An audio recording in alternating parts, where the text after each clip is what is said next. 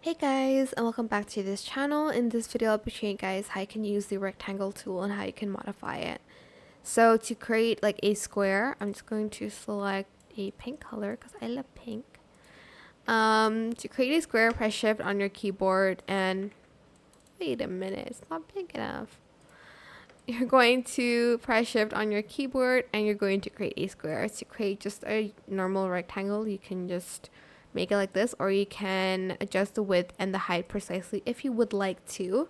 Personally, I never use it, but you could do that. You can also select the circle and you can see these. Oh my gosh, you cannot see them enough. I do have to use a purple one so you can see the red one. What green? Okay, so you're just going to select this selection tool and you can basically make the edges rounded. That's what I'm trying to say. You can also just select one, whoops, and you can round out one of the edges instead of all of them, like that.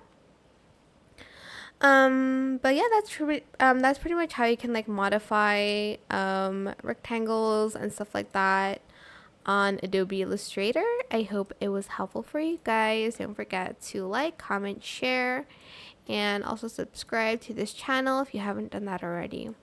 If you have any more questions about this video, just leave it in the comment section down below. I will try my best to answer them all for you guys, and if you found this video helpful, please click the thanks button as well. That is it for this video. Thank you so much for watching. Bye!